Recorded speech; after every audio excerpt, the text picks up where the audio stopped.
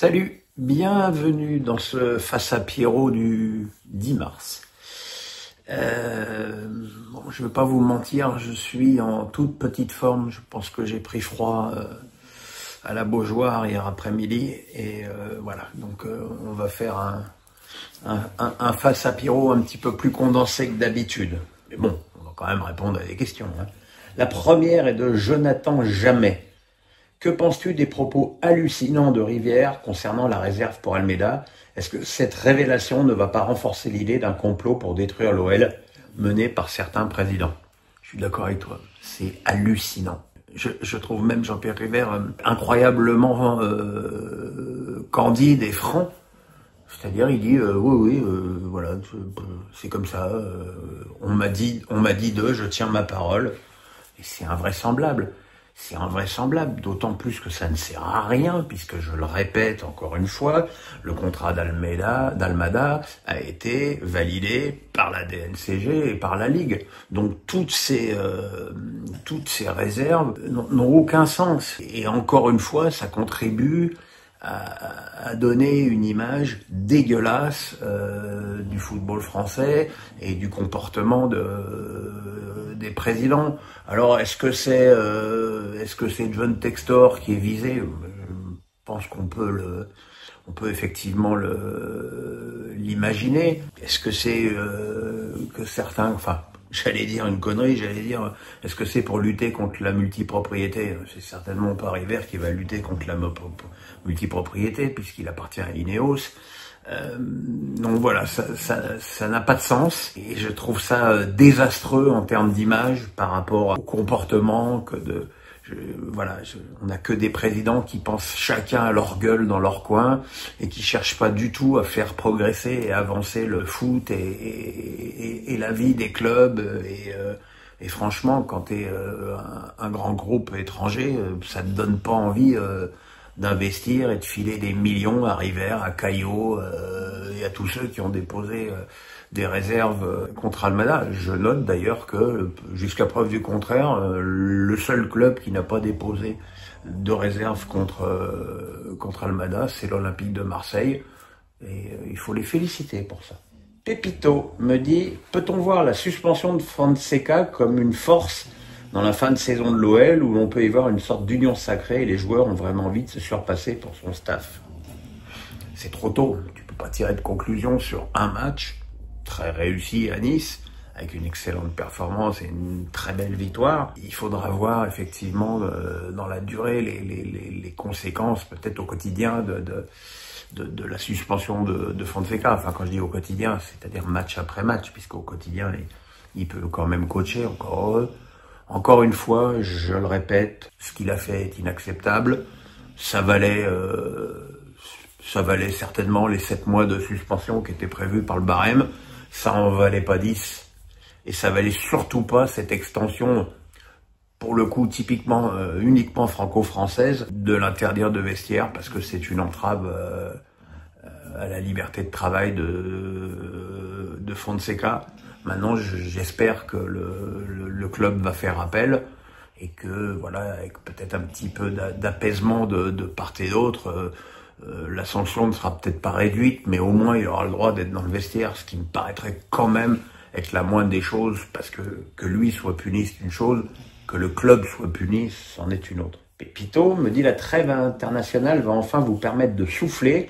Allez-vous faire une pause sur la chaîne où on aura le droit à d'autres vidéos croustillantes avec d'autres dossiers? Non, on va continuer sur le même rythme. On va certainement, il y aura déjà les face à Pierrot, il y aura les matchs de l'équipe de France avec l'analyse et les notes comme toujours. Et puis je ferai certainement, je me tâte, soit un deuxième face à Pierrot le jeudi, soit un nouveau dossier de Pierrot. Voilà, à vous de me dire ce que vous préférez. En commentaire, comme on dit quand on est un youtubeur confirmé. Pépito, très en forme. Cette semaine, on a eu droit à des propositions à côté de la plaque de Jacques-Henri Hérault. Qu'en avez-vous pensé? Moi, je pense qu'il devra arrêter avec le football. Il faut que je pèse mes mots pour pas être trop désagréable, voire insultant. Non content d'avoir fait un boulot dégueulasse à Marseille, voilà maintenant qu'il arrive avec des propositions qui n'ont pas de sens et surtout quelque chose qui s'apparente plus ou moins, et plutôt plus que moins d'ailleurs, à une ligue fermée. Déjà, la ligue fermée, c'est impossible, puisque ce ne sera jamais autorisé par l'UEFA. Donc, son idée à la con, elle est morte-née.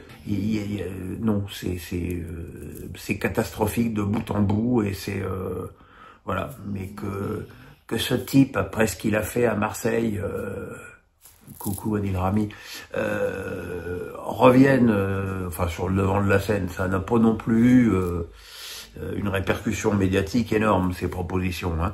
Mais bon, c'est catastrophique. Ludovic Gavard me dit C8 fermé, Cyril Hanouna et TPMP toujours là avec de belles audiences. J'avoue que je ne comprends rien aux audiences, mais il semblerait que c'est toujours le talk numéro 1. Du coup, l'Arcom se fait un peu passer pour des cons, non. Faut reconnaître que Cyril Hanouna a quand même réussi une performance assez extraordinaire, parce que c'était quand même pas gagné, ni scellé dans le marbre de refaire une émission comme ça avec avec les plateformes, avec YouTube, avec Dailymotion.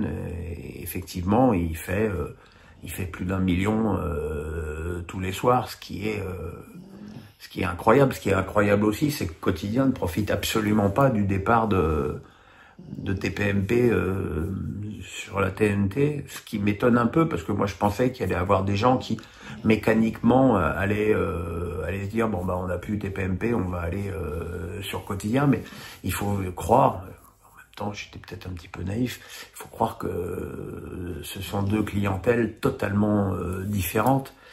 Et voilà. Maintenant, est-ce que c'est viable? Voilà, je sais pas trop quelle est l'économie.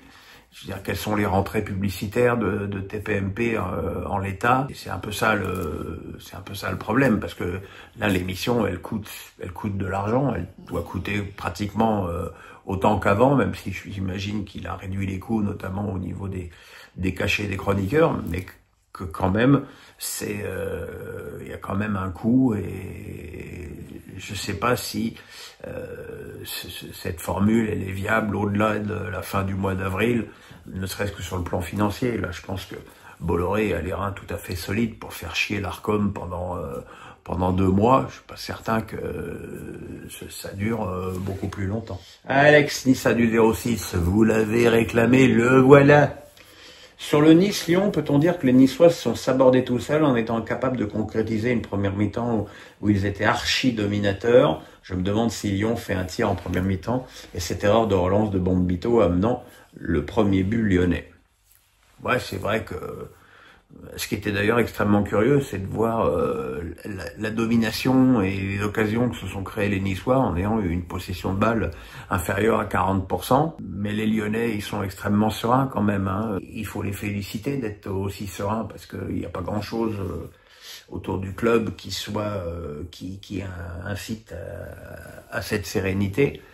Voilà, Almada, la rétrogradation potentielle, Fonseca interdit de vestiaire, Textor qui est dans le viseur d'à peu près tous les présidents de club.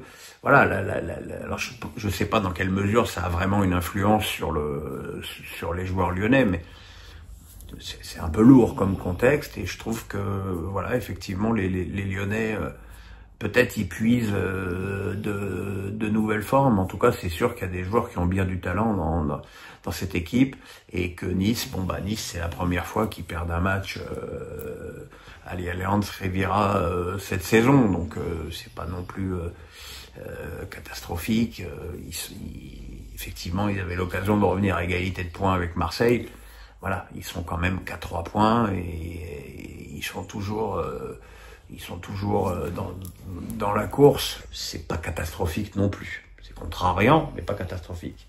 Damien Fouchard. Vu l'effectif à Nantes, trouves-tu normal qu'Auxerre, Angers, Toulouse soient meilleurs sur les qualités de jeu et le classement? Est-ce que Comboiré, que j'adore, ne subit pas aussi les problèmes mentaux de ces joueurs qui n'osent rien alors qu'ils ont des qualités indéniables? C'est vrai que j'ai été très très étonné hier après-midi de la passivité nantaise. On a vraiment l'impression que l'équipe, elle voulait pas perdre, quoi. On a l'impression qu'elle voulait jouer le 0-0, pas de pressing, alors qu'on sait que malgré tout, Strasbourg repart très court avec son gardien et ses défenseurs, et que voilà, il faut les presser pour essayer de récupérer des ballons et se créer de très belles occasions.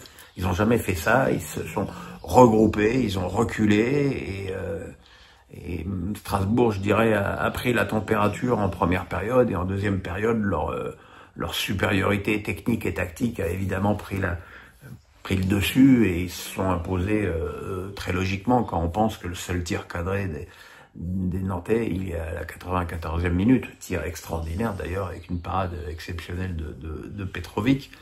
Mais c'est vrai que moi, quand je vois l'effectif de Nantes, je me dis qu'il y a quand même beaucoup moins bien en Ligue 1, quoi. Je veux dire, en attaque, t'as Simon, t'as Mohamed, t'as Blin, t'as le petit Elia qui vient d'arriver, qui a l'air d'avoir du jus. Enfin, je sais pas, je pense que c'est pas dans le logiciel d'Antoine de pratiquer un jeu offensif, et qu'il est aussi, lui aussi, conditionné par cette chasse au maintien. Mais je pense que effectivement cette équipe de Nantes pourrait faire beaucoup mieux. Oui. Arkman07 me dit: Giovanni Mpetshi Pericard a évoqué dans le journal L'Équipe cette semaine que le plus beau coup du tennis est le revers à une main gagnant, longue ligne. Êtes-vous d'accord, ou voyez-vous un coup encore plus beau, tel la volée, le passing, le coup droit? Moi, je suis un amoureux du coup droit. C'est peut-être parce que le coup droit était pas du tout mon point fort quand je faisais des tournois. J'étais beaucoup plus habile et beaucoup plus régulier en revers. Mais voilà, moi, les mecs qui balancent des ogives avec leur coup droit, j'adore. Je veux dire, Alcaraz, Federer à une époque, Nadal, voilà, c'est Sinner même. Non, moi, c'est le coup droit que je préfère. Et la volée, surtout que la volée, en même temps, il faut dire ce qui est aujourd'hui, c'est quand même très rare. Hein. Ludovic Gavard me dit: comment c'est possible que Infantino, lors de la visite de Trump, a oublié de citer la France comme un des favoris pour la prochaine Coupe du Monde, 2 fois en finale lors des 2 dernières compétitions? C'est vraiment un oubli, ou pour faire plaisir à Trump? Il faut bien voir que tout ce que fait Infantino, c'est de la politique pur jus. Voilà, donc je pense qu'il n'avait pas du tout envie de réveiller le monstre en prononçant le mot France à Trump, et qu'il a donc éludé la France parmi les favoris. Et en même temps, je pense que honnêtement, tout le monde s'en fout que Infantino considère la France favorite ou pas de la Coupe du Monde. Matt Parker me dit: lors de la diffusion des images de compléments d'enquête des présidents de Ligue 1 qui se clashent, via ton ami Marc Keller, étais-tu au courant des mots qui s'étaient dits durant cette réunion, et te confie-t-il son inquiétude quant à la suite de la diffusion de notre Ligue 1? Non, il m'en avait pas parlé.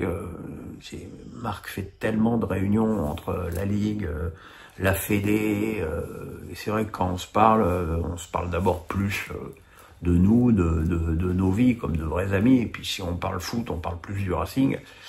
Donc non, il m'en avait pas parlé. Par contre, son inquiétude, oui, il m'en fait part. Et il faut bien voir que Marc a été visionnaire, et qu'il a vendu le club au bon moment, malgré ce que peuvent en penser les plus bas de plaf des supporters du Racing. Il a offert au club un confort financier, une aisance, des capacités de recrutement, des capacités d'investissement dans les infrastructures, que ce soit le stade ou le centre d'entraînement, et qu'il a effectivement, pour lui, fait le bon choix. Mais, il faut un minimum d'honnêteté intellectuelle pour le reconnaître.